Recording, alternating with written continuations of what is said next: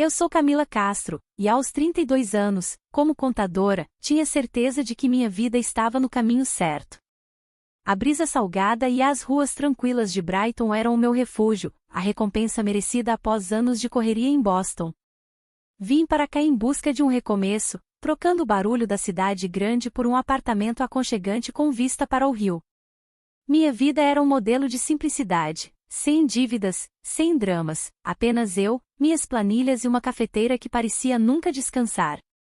Mas, de repente, em uma terça-feira comum, enquanto eu ainda despertava e organizava meus e-mails, toda essa estabilidade ruiu com uma única ligação. Meu celular vibrou com um número desconhecido, sem identificação, apenas um código de área de Maryland. Quase ignorei, mas algo me impulsionou a atender. Alô, é a Camila Castro? Perguntou uma voz clara e profissional, como se estivesse lendo um roteiro. Aqui é Carol, do Ocean Bank. Ligamos sobre o saldo devedor de sua hipoteca, no valor de $500 mil. Enviamos avisos, mas seu pagamento está atrasado. Meu estômago despencou. Eu não tenho hipoteca, respondi, a voz embargada. Deve ser engano. Houve uma pausa. Em seguida, o tom dela mudou, como se estivesse checando a tela do computador. Senhora, nossos registros mostram seu nome, data de nascimento e número de seguridade social. A senhora é a principal mutuária de um empréstimo aberto há 3 anos para uma propriedade em Cape Harmony. 3 anos atrás. Minha mente correu de volta no tempo. Foi nessa época que minha irmã, Luana, começou a falar incessantemente sobre um chalé na beira da praia. Era o novo começo dela depois que seus sonhos de modelo em Nova York desmoronaram.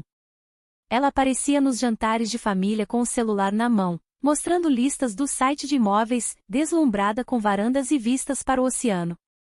Minha mãe, Briana, apenas balançava a cabeça, dizendo, vamos dar um jeito. A família sempre se ajuda. Desliguei a ligação educadamente, minhas mãos tremendo ao pousar o telefone. Meu escritório parecia pequeno demais, o zumbido do aquecedor, alto demais. Eu não sou proprietária. Alugo um apartamento de um quarto com tábuas rangendo e um radiador temperamental. Minhas finanças são calculadas, meticulosas. Cada centavo é contabilizado desde que eu era criança, ajudando a resgatar minha família de suas más decisões. Mas $500 mil? Uma dívida como essa poderia me afundar. Tentei me convencer de que era um erro, uma confusão, talvez alguém com o mesmo nome.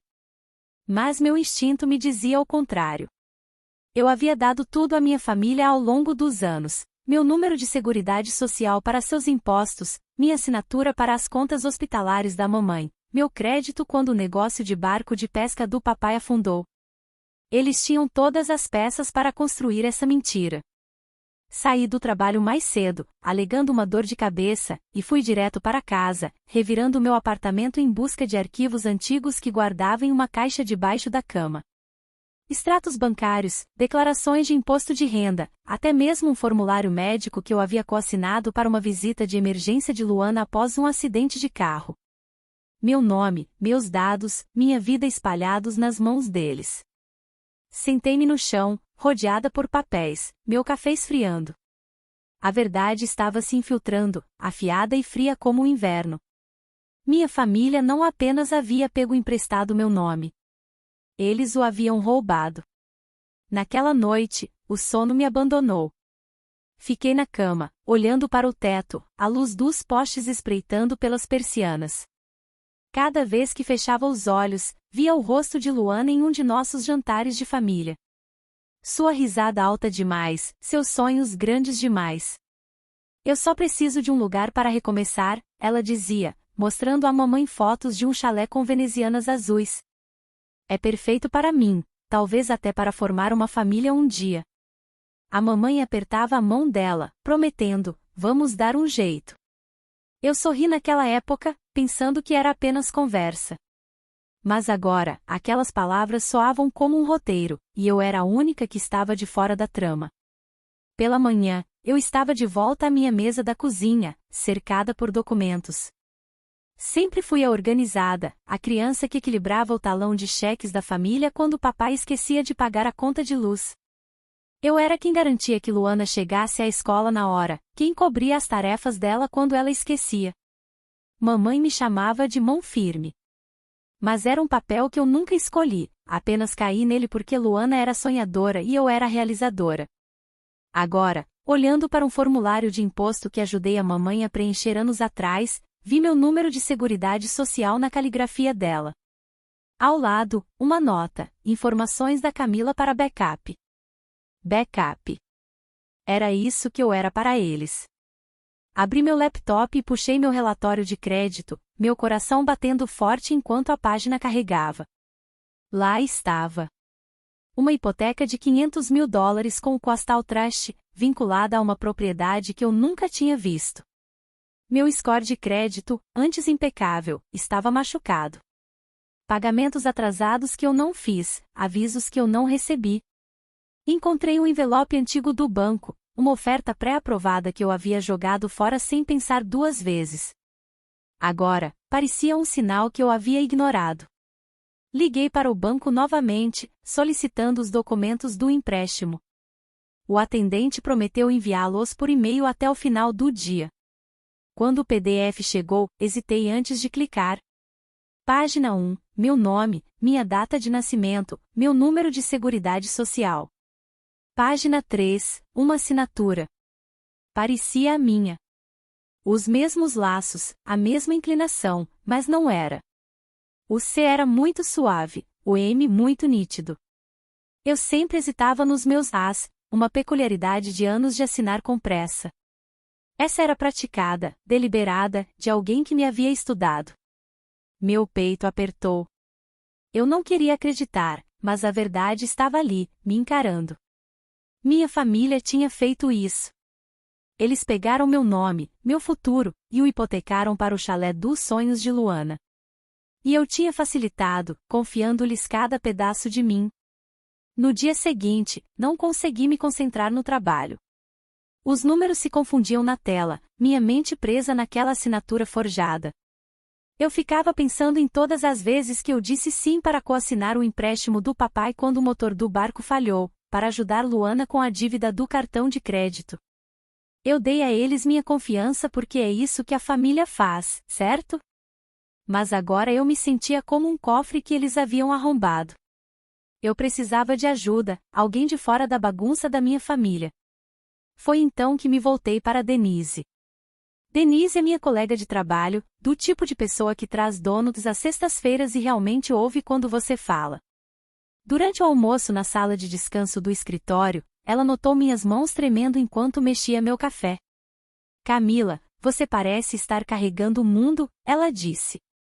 Então eu despejei tudo, a ligação, a hipoteca, a assinatura que não era minha.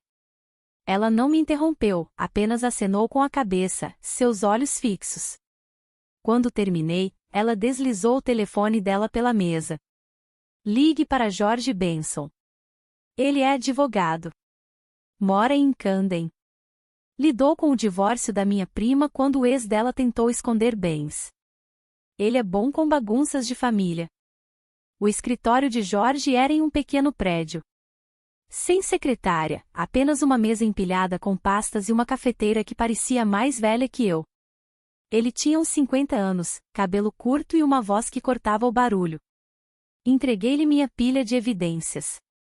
Relatórios de crédito, cartas do banco, o documento de hipoteca forjado. Ele folheou em silêncio, sua caneta batendo na mesa. Isso é roubo de identidade, ele disse finalmente, recostando-se.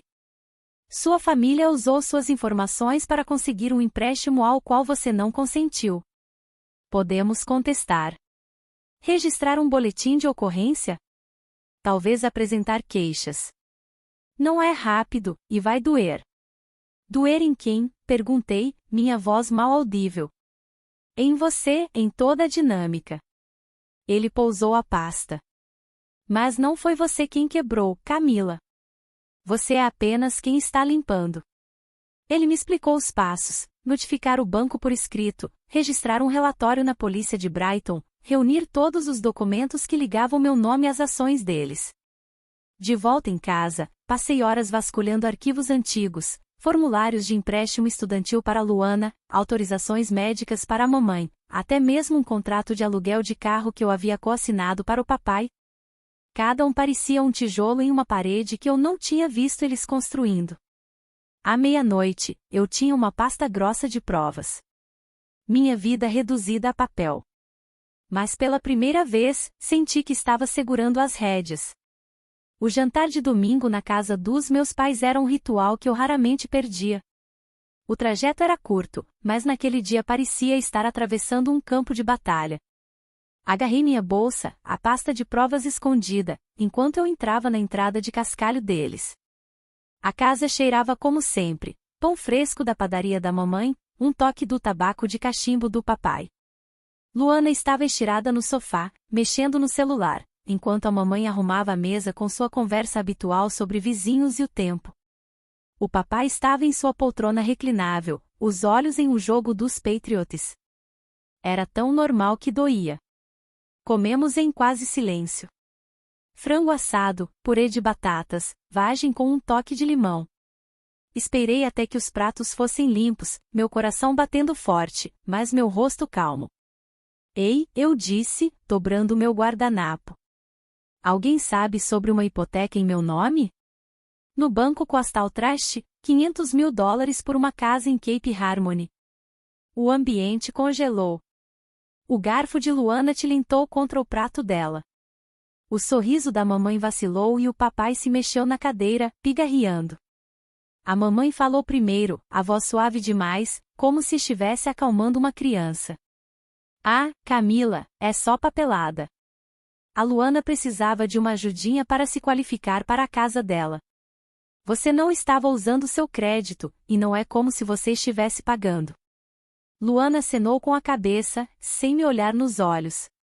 Você tem crédito perfeito, Camila. Eu não tenho. Não é justo se você não ajudar sua irmã. O papai não disse nada. Apenas olhou para a mesa. Senti minha garganta apertar. Não com lágrimas, mas com algo cortante. Eles nem sequer piscaram. Para eles, não era nada, um favor, uma solução familiar. Eu passei anos sendo a rede de segurança deles, e eles pensaram que eu simplesmente acenaria e aceitaria. Obrigada por explicar, eu disse, minha voz firme. Luana relaxou, pensando que havia acabado. A mamãe deu um tapinha na minha mão como se tivesse resolvido tudo. Eles não viram a mudança dentro de mim, o momento em que deixei de ser a mão firme deles. Saí sem mais uma palavra, a pasta ainda na minha bolsa, mais pesada do que nunca.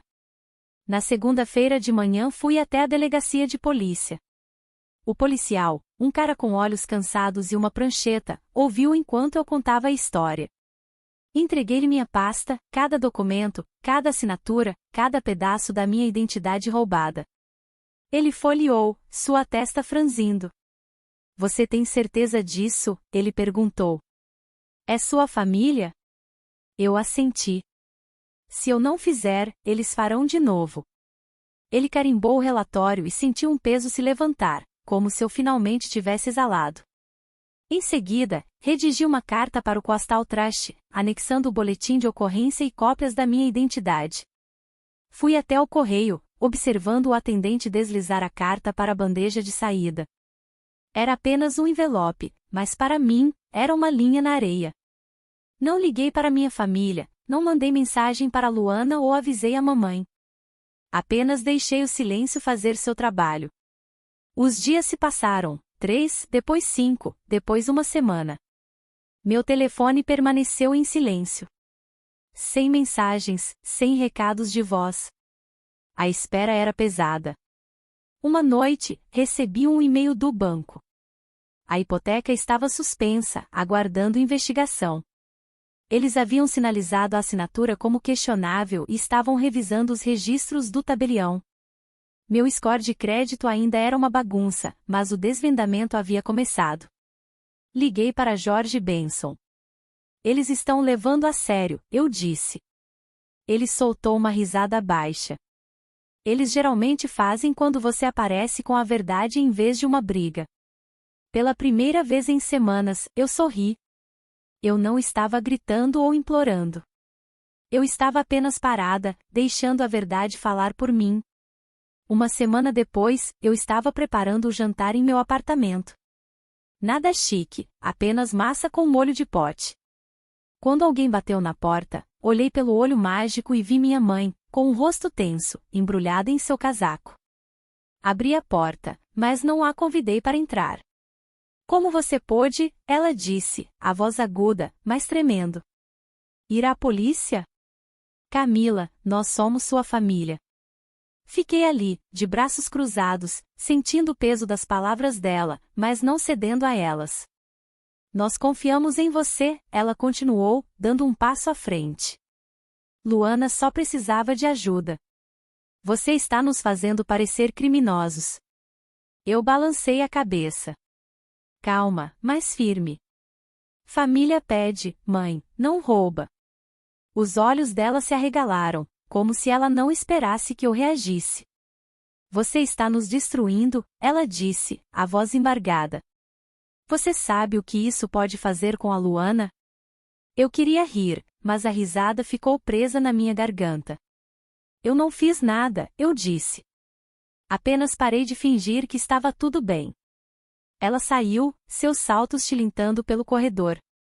Naquela noite, Luana me bombardeou no telefone.